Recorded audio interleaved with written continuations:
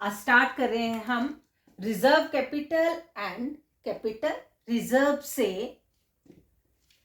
ये बार बार आपको सुनने को भी मिलेगा, रिजर्व कैपिटल क्या है एंड कैपिटल रिजर्व क्या है। रिजर्व कैपिटल नेम से ही कुछ क्लियर हो रहा है कि रिजर्व रखना, रिजर्व साइड में रखना, किसी आने वाले बुरे समय के लिए हमने कुछ संभाल के रखना।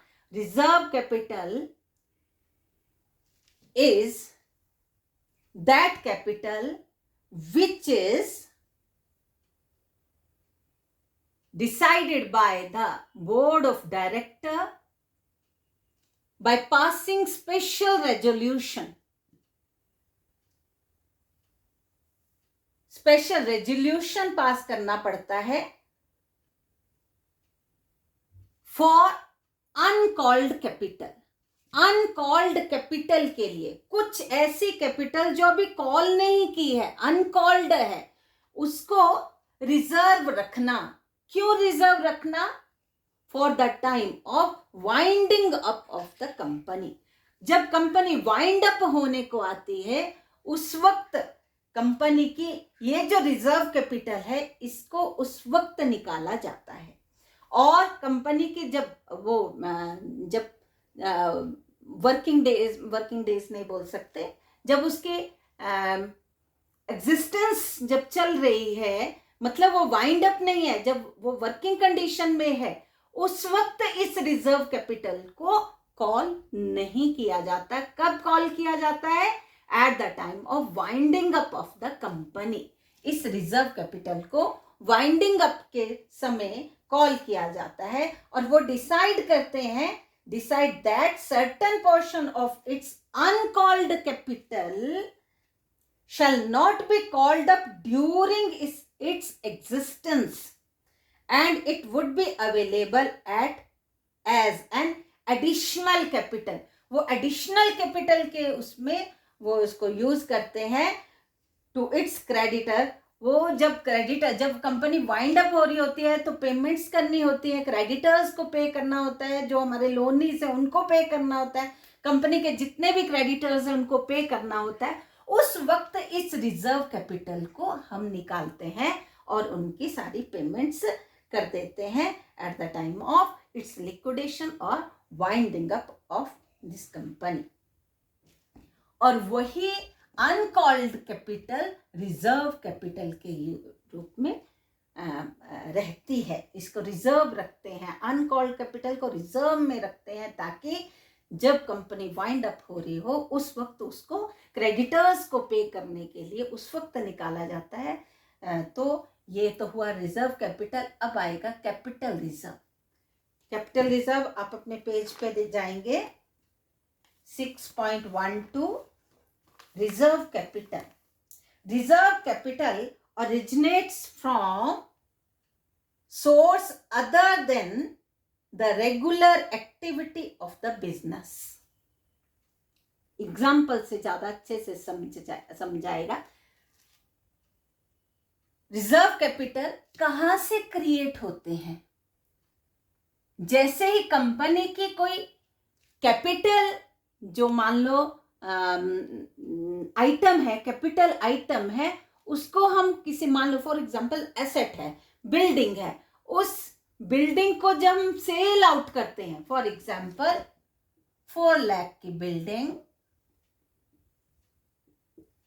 अगर इस बिल्डिंग को हम 5 लाख में सेल आउट करते हैं तो 1 लाख जो प्रॉफिट है, profit from capital item 1 lakh, और यही जो प्रॉफिट है ये किस में ट्रांसफर कर देते हैं हम? कैपिटल रिजर्व में। ये कैपिटल रिजर्व कैपिटल आइटम से क्रिएट, जब कंपनी डेली रूटीन में जो हमारी डेली या जो भी हम कमाते हैं उससे ये क्रिएट नहीं होते। ये कहाँ से क्रिएट होते हैं? जब कैपिटल आइटम से हमें ये रिजर्व्स क्रिएट होते हैं। अदर एग्जाम्पल इज, कंपनी ने शेयर्स इश्यू किए, शेयर्स इशू की। फेस वैल्यू शेयर्स की है, फेस वैल्यू उन शेयर्स की 10 रुपीज है। जब कंपनी अपनी शेयर्स की फेस वैल्यू से ज्यादा शेयर्स इश्यू करती है, फॉर एग्जांपल 10 रुपए का शेयर वो 12 रुपीज में इश्यू करती है, तो ये जो 2 रुपीज है इसको बोलते हैं शेयर्स इश्यूड एट प्रीमियम। और ये जो प्रीमियम का अमाउंट होता है, सिक्योरिटी प्रीमियम अकाउंट जो होता है, वही प्रीमियम जो होता है वो कंपनी के लिए कैपिटल रिजर्व होता है। Shares issued at premium. Next, जब शेयर्स या डिबेंचर्स, शेयर्स मतलब प्रेफरेंस शेयर्स या डिबेंचर, ये ओनर हैं तो ये बोरोर हैं। इनसे हमने, ये हमारे ऋणदाता हैं, ये हमारे ओनर होते हैं, मालिक होते हैं, इनसे हमने ऋण लिया है। और मैंने कल बताया था प्रेफरेंस शेयर्स और डिबेंचर्स क्या होते हैं, रिडीमेबल भी होते हैं, रिडीमेबल। उनको अपने लाइफ टाइम में क्या करना होता है, रिपे करना होता है। तो जब हम शेयर्स, प्रेफरेंस शेयर्स और डिबेंचर्स को जब रिडीम, मान लो ये 10 रुपीज का था, ये भी 10 रुपीज का था। प्रेफरेंस शेयर्स फॉर एग्जांपल 50,000 के प्रेफरेंस शेयर्स है, 50,000 शेयर्स थे ऑफ ₹10 ईच, 20,000 डिबेंचर्स थे ऑफ ₹10 ईच। जब हमने इनकी रीपेमेंट करनी है, issued at par, issued at par मतलब फेस वैल्यू जितनी है उतने पे इश्यू किए थे। 10 का शेयर था, 10 पे ही इश्यू किया। डिबेंचर 10 का था, 10 पे ही इश्यू किया। तो हमारे पास यहां 5 लाख रुपीज आ गया, यहां 2 लाख रुपीज आ गए। ये डिबेंचर से आए, ये शेयर से आए। कौन से? प्रेफरेंस शेयर से आए। लेकिन जब रिडम्पशन आई, जब इनके redemption after 4 years, 5 years, 6 years, जब रिडम्पशन का समय आया, तब हमने जब इनको रिडीम करना था, तो मान लो रिडीम्ड एट डिस्काउंट, डिस्काउंट पे हमने उनको रिडीम किया। उनकी शर्तों में होता है issued at par, redeemed at par, issued at par या redeemed at premium, issued at premium, redeemed at par, कुछ भी हो सकता है। ये आगे आने वाली टर्म्स हैं। मतलब मैं एक चीज लिख देती हूं, issued at par but redeemed at discount.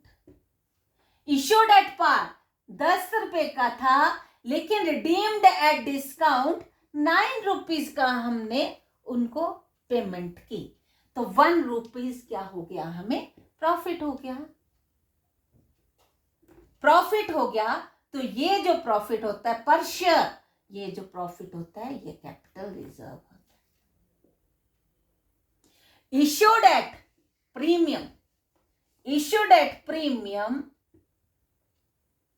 Redeemed at par. Issued at premium 10 का शेयर 12 में इश्यू हुआ, मतलब 50,000 into 12 6 lakh, but redeemed at par, but redeemed at par, at par, लेकिन रिडीम कितने पे किया, 10 रुपीज पे रिडीम किया। 12 का इशू हुआ था, मतलब उनसे हमें 12 रुपये पर शेयर आया था, लेकिन जब हमारे रीपेमेंट का टाइम आया तो रिडीम्ड एट पार 10 रुपीज का हमने रिडीम किया, तो मीन्स हमने पेमेंट कितने की करनी उसको, 5 लाख की। तो 1 लाख जो हुआ, 1 लाख जो हुआ, ये 1 लाख हुआ ना इसमें गैप, 1 लाख हमारा कैपिटल रिजर्व हो गया, ये कैपिटल रिजर्व। इसका गैप 6 लाख माइनस 5 लाख, ये इधर आके 1 lakh.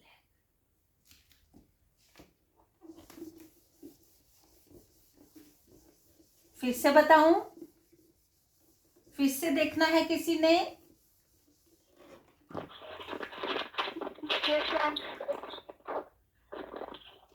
Yes ma'am.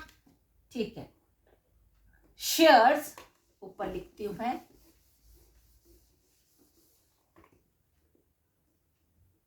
issued at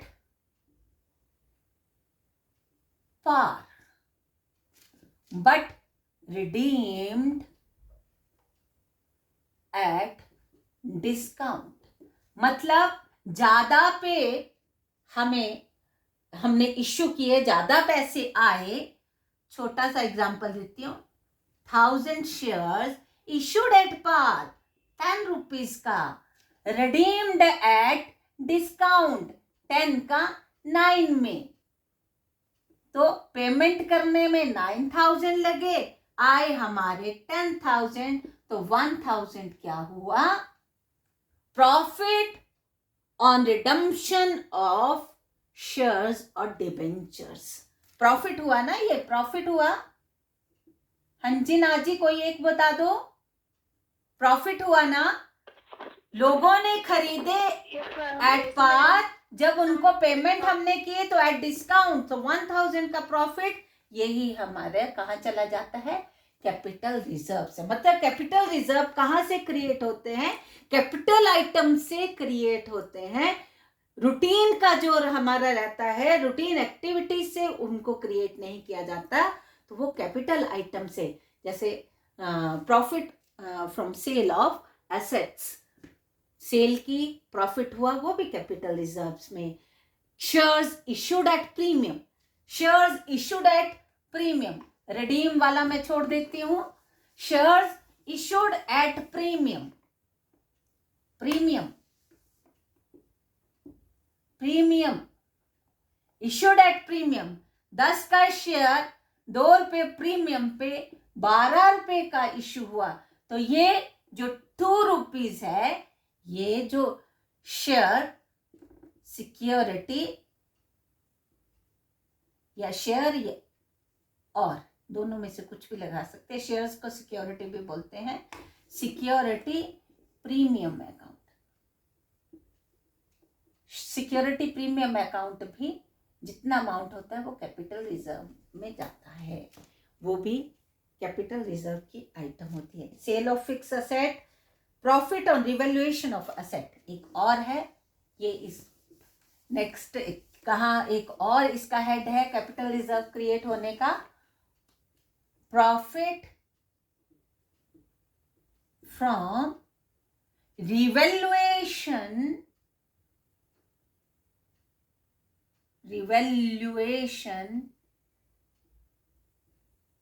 of assets and liability। आपने रिवैल्यूएशन अकाउंट प्रॉफिट उसके पार्टनरशिप अकाउंट में बनाया, decrease in asset, increase in asset, increase in liability, decrease in liability, unrecorded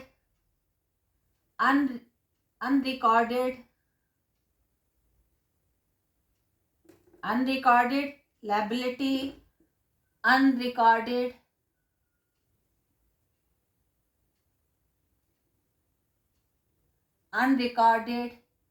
asset। इसके बाद बैलेंस करने के बाद प्रॉफिट या इधर लॉस, इधर आता था, ऐसा ही आता था ना, सेम कंपनी में भी profit from revaluation of assets and liability, इनको रिवैल्यूएशन के बाद जो प्रॉफिट होता है ये भी क्या होता है, कैपिटल रिजर्व। कहाँ ट्रांसफर करते हैं इसको भी, कैपिटल रिजर्व्स में। और कुछ एक और है हेड यहाँ पे, profit prior to incorporation. Incorporation मतलब जो हम कंपनी के बिल्कुल उसकी इनकॉर्पोरेशन मतलब रजिस्ट्रेशन से पहले कुछ अगर काम करते हैं उससे अगर हमें प्रॉफिट होता है तो वो भी किस में जाता है, वो भी किस में जाता है, कैपिटल रिजर्व्स में। और last, profit on forfeiture and re issue forfeiture of shares. ये बहुत इंपॉर्टेंट है, आगे ये सारे क्वेश्चंस में ये आएगा। Profit on forfeiture of shares and reissue of shares. ध्यान देना है, मिस्टर एम एक शेयर होल्डर है, he holds 1000 shares at the rate of ₹10 each. Breakage is 2422. Application money, allotment money, first call, second and final call। ये breakage तो समझ आ गई, ये इंस्टॉलमेंट्स में कंपनी पैसा मंगवाती है। मिस्टर एम है, 1000 शेयर्स उनके पास हैं at the rate of ₹10 each. अब ध्यान देना है, मिस्टर एम ने 1000 शेयर के लिए अप्लाई किया, कंपनी को 2000 रुपीज भेज दिए। जब अप्लाई किया तो एप्लीकेशन मनी जाती है, तो कंपनी के पास उसके 2000 रुपीज जब आ गए तो कंपनी ने उसको अलॉट कर दिए। जब अप्लाई किया तो कंपनी ने उसको शेयर्स अलॉट कर दिए, 2000 पूरे शेयर्स अलॉट कर दिए। उसके बाद कंपनी ने बोला, जैसे अलॉट किए तो कंपनी अलॉटमेंट मनी मंगवाती है। कंपनी ने 4 रुपीज के हिसाब से 4000 रुपीज फिर मंगवाए और उसने पे कर दिए। मिस्टर एम ने ये भी पे कर दिए। अब आ गई फर्स्ट कॉल की बारी। 1000 इंटू 2 2000। और एग्जाम्पल ले लो कि इसने सेकेंड कॉल भी कर ली, 1000 इंटू 2 4000। फर्स्ट कॉल के और सेकेंड एंड फाइनल कॉल के उसने 2000 उससे मंगवा दिए। अब ध्यान देना है, ये तो पे कर दिए 6000, मिस्टर एम ने कंपनी के पास दे दिए। फर्स्ट कॉल की कंपनी ने, उसने 2000 रुपीज नहीं दिए। In between after 1 or 2 months company called next call, second and final call, और जब फर्स्ट नहीं दी तो उसने सेकेंड भी नहीं दी। जब फर्स्ट नहीं देगा तो सेकेंड भी नहीं देगा। अगर मान लो वो बोलते मैं सेकेंड दूंगा तो उसका पैसा फर्स्ट में एडजस्ट होगा। पहले वो उसकी फर्स्ट कॉल जाएगी और फिर वो सेकेंड कॉल का पैसा दे सकता है। पर इसमें मैंने बताया कि ना उसने फर्स्ट कॉल नहीं दी, सेकेंड कॉल भी कॉल कर ली तो सेकेंड कॉल भी नहीं दी। डिफॉल्टर है वो। कंपनी ने इसको नोटिस भेजा, कंपनी ने इसको मिस्टर एम को नोटिस भेजा कि आपकी फर्स्ट कॉल और सेकंड कॉल दोनों ड्यू है और आपने उसके पैसे नहीं भेजे। उसने नोटिस पे भी पैसे नहीं भेजे। कंपनी ने एक बार फिर रिमाइंडर दिया, उसने फिर नहीं भेजे। अब कंपनी के हाथ में क्या रहता है कि कंपनी इन शेयर्स को क्या कर लेती है, फोरफीट, क्या कर लेती है, जब्त कर लेती है, फोरफीट कर लेती है। अब फोरफीट जब कंपनी ने किए तो 1000 शेयर्स भी ले लिए और ₹6000 भी ले लिए। और मिस्टर एम कंपनी को ये नहीं बोल सकता कि ठीक है आपने शेयर्स फोरफीट कर लिए, मेरे 6000 मुझे दे दो। ये बिल्कुल नहीं, ये पैसा कंपनी के पास रहता है, क्योंकि कंपनी ने ऑफर दी थी, तुमने एक्सेप्ट किया था और तुमने ब्रीच ऑफ कॉन्ट्रैक्ट किया। तुमने और कंपनी के बीच में जो कॉन्ट्रैक्ट हुआ, तुमने ब्रीच ऑफ कॉन्ट्रैक्ट किया ना, फर्स्ट कॉल दी ना सेकंड कॉल दी।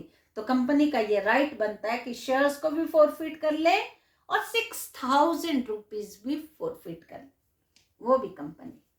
अब यहां तक मुझे लगता है सब समझ आ गया। मैं इसको इरेज करूं क्या, मैं ऊपर वाले को इरेज करूं? ये यहां तक सारा समझ आ गया। डिफॉल्टर है वो 4000 का, 6000 दिए, 6000 कंपनी ने फोरफीट कर लिए, 1000 शेयर्स भी फोरफीट कर लिए। अब मैं यहाँ पे इसको इरेज करके आगे चलती हूं। कंपनी इन 1000 शेयर्स को अपने कहीं छुपा के रिजर्व रख नहीं लेती। कंपनी क्या करती है, इनको दोबारा से इश्यू कर देती है। फिर वो बोलती है कि जो जो फोरफिटेड शेयर्स होते हैं कंपनी उनको दोबारा से इश्यू कर देती है, उसको बोलते हैं री इश्यू। वो री इश्यू भी एट पार भी हो सकते हैं, एट प्रीमियम भी हो सकते हैं, एट डिस्काउंट भी हो सकते हैं। 10 का 10 में भी री इश्यू हो सकता है, 10 वाला शेयर 12 में भी री इश्यू हो सकता है, 10 वाला शेयर 9 में भी री। कंपनी के हाथ में रहता है, कंपनी जैसा भी मान। अगर मान लो ये 100,000 शेयर वो 10 रुपए में री इश्यू करती है, तो कंपनी के पास आ गए 10,000 रुपीज। कंपनी को कोई घाटा नहीं हुआ।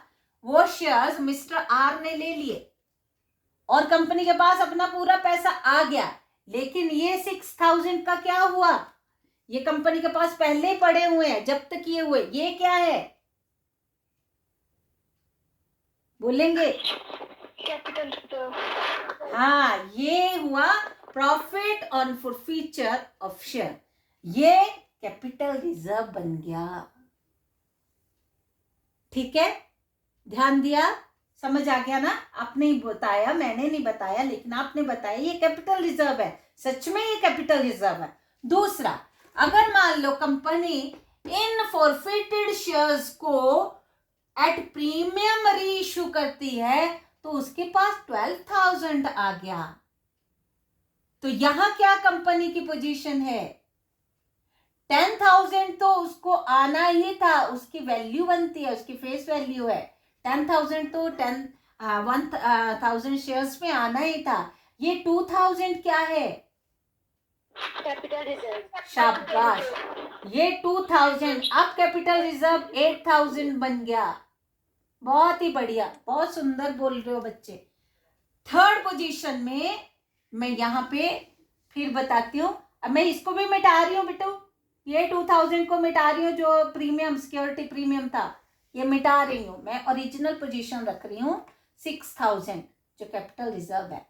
अगर ये शेयर फॉरफिटेड शेयर डिस्काउंट पे इश्यू होते हैं तो 9,000 रुपीज कंपनी के पास आने चाहिए थे 10,000। तो ये जो 1,000 डिस्काउंट का है, ध्यान देना है, सोच के बोलना है। ये 1,000 जो फॉरफिटेड शेयर पे डिस्काउंट दिया 1,000 रुपीज, 9 रुपए पे री इश्यू किया, होना था 10 पे, किया 9 पे, तो 1,000 ये डिस्काउंट का है, आना चाहिए था 10,000, आया 9,000, 1,000 डिस्काउंट। तो कंपनी इसकी भरपाई कहां से करेगी? कैपिटल रिजर्व वहां से माइनस करती है मैम। बहुत ही सुंदर। और यही क्वेश्चन, यही आपको अभी समझ आ गया तो नेक्स्ट आपको कोई प्रॉब्लम नहीं आने वाली। ये 1000, क्योंकि ये फोरफिटेड शेयर का ही प्रॉफिट है ना, ये 1000 जो फोरफिट किए थे उनका ही प्रॉफिट है जो कैपिटल रिजर्व में रखा था, और वो फोरफीचर अमाउंट बोलते हैं इसको। वैसे ये पहले फोरफीचर अमाउंट बोलते हैं इसको, फोरफीचर अमाउंट। लेकिन फॉरफीचर अमाउंट में कोई हिलडुल नहीं हो तो वो पूरा का पूरा कैपिटल रिजर्व में चला जाएगा। अगर वो एट प्रीमियम हो जाता है तो इसमें ऐड होके फॉरफीचर अमाउंट में वो 2000 ऐड होके 8000 कैपिटल रिजर्व में चला गया। लेकिन अगर एट डिस्काउंट री इश्यू करते हैं तो 1000 जो डिस्काउंट का है वो उसी से हम निकालेंगे जो हमने इन्हीं फॉरफिटेड शेयर का प्रॉफिट था उनसे ही लेके। अब कैपिटल रिजर्व कितना होगा? 5000। 5000। ठीक है ना? सबको समझ आया क्या ये? Yes ma'am. हाँ, ये बहुत ही इंपॉर्टेंट। मैं छोटे छोटे, मैं अगर इसको थ्योरी को ऐसे ही पढ़ा के आगे निकल जाती तो शायद आगे आपको फिर थोड़ा और दिमाग लगाना पड़ता। इसी में आपको समझ आना चाहिए कि कैपिटल रिजर्व कहाँ कहाँ से क्रिएट होते हैं। अगर तो जैसे ये forfeiture, profit on forfeiture of shares, ये भी कैपिटल रिजर्व है। अगर इसमें से डिस्काउंट निकाल देते हैं तो बचा हुआ अमाउंट कैपिटल रिजर्व है। अगर ये प्रीमियम पे होते हैं तो उसमें ऐड होके वो कैपिटल रिजर्व है। Profit on sale of assets से जो हमें प्रॉफिट होता है वो कैपिटल रिजर्व है। Security premium shares issued at premium वो कैपिटल रिजर्व है। Shares and debenture redeemed at issued at par, redeemed at discount, issued at premium, redeemed at par, जो भी है profit on redemption of shares and debenture से जो भी profit होता है वो भी कैपिटल रिजर्व है। तो मतलब एक एक आइटम कैपिटल रिजर्व की, एक एक आइटम, अगर आप आज शाम को इसके बाद अगर इसको फिर खोलोगे तो आपको एक एक पॉइंट अच्छे से समझ आएगा कि एक एक चीज क्या कैपिटल रिजर्व आता कहाँ कहाँ से। और ये कैपिटल रिजर्व का जितना भी अमाउंट हमारा बनता है ये यूज कहाँ होता है ये जानकारी होना भी बहुत जरूरी है। अगर कोई भी कैपिटल लॉस कंपनी को होता है तो उसको कहाँ से भरपाई करते हैं? कैपिटल रिजर्व से। और दूसरा, अगर अपने शेयर होल्डर्स को बोनस शेयर्स देने हो, बोनस शेयर होता है, एक तो शेयर्स इश्यू करते हैं, शेयर इश्यू करते हैं तो बदले में पैसा आता है, और बोनस शेयर्स अपने शेयर होल्डर्स को कई बार कंपनी देती है, उसके बदले में कंपनी कुछ नहीं लेती, पैसा नहीं लेती, लेकिन उनको शेयर देती है। मतलब जैसे गिफ्ट टाइप में कंपनी देती है। तो बोनस शेयर भी जब कहाँ से निकालते हैं? बोनस शेयर का अमाउंट, बोनस शेयर तो इश्यू कर दिए लेकिन कंपनी को अगर बिना पैसा लिए शेयर दे देती है तो कंपनी को जो लॉस है वो कहाँ से मीट आउट करते हैं? कैपिटल रिजर्व से ही उनको मीट आउट करते हैं। तो मुझे लगता है ये कैपिटल रिजर्व आपको अच्छे से समझ आ गया, रिजर्व कैपिटल भी अच्छे से समझ आ गया। अब डिफरेंस देखेंगे, अपनी बुक पे भी जाएंगे फटाफट तो हमें तो मीनिंग्स। हाँ जी बच्चे। Ma'am what is the advantage of issuing bonus share? Bonus share बेटा, हम जब कंपनी बेनिफिट यही है कि कंपनी के जो शेयर होल्डर है जिन्होंने इतना पैसा कंपनी में लगाया हुआ है, जिनके कारण कंपनी चल रही है, कंपनी अपने पैसों से नहीं चलती, कंपनी शेयर होल्डर्स जो लोग आम जनता आम पब्लिक पैसा लगाती है उनको खुश करने के लिए, मेंटल जो साइकोलॉजिकली जो उसको सेटिस्फेक्शन होती है कंपनी को कि हमने अपने शेयर होल्डर्स को कुछ दिया। जैसे दिवाली पे बोनस शेयर दे दिए कि आपके पास शेयर है लेकिन आप अब किसी के पास 100 शेयर है तो आप अब 110 शेयर्स आपके पास होंगे तो आपको बिना लिए बिना दिए कुछ आपको 10 शेयर्स मिल रहे हैं कंपनी के। ये तो मैं एक नॉमिनल सा रेट बताती हूँ, 10 रुपीज पर शेयर, 12 रुपये पर शेयर तो नहीं, कंपनी के शेयर बहुत महंगे महंगे, अच्छी कंपनीज के शेयर बहुत कॉस्टली होते हैं। तो ये कंपनी अपने शेयर होल्डर्स को खुश करने के लिए, उनको दिवाली गिफ्ट देने के लिए, उनको कुछ भी किसी फेस्टिवल पे किसी भी तरह से अपने शेयर होल्डर्स के साथ वो आत्मीयता रखने के लिए, यही बेनिफिट है कि उनको मेंटल सेटिस्फेक्शन होती है, अपने शेयर होल्डर्स को खुश रखते हैं। समझ आई?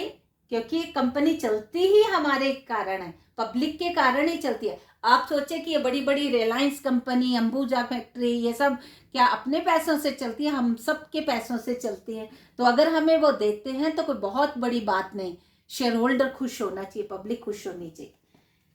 देखेंगे नीचे reserve capital and capital reserve difference, ये बहुत इंपॉर्टेंट है और मतलब बहुत आता भी है, एग्जामिनेशन पॉइंट ऑफ व्यू से भी बहुत इंपॉर्टेंट है।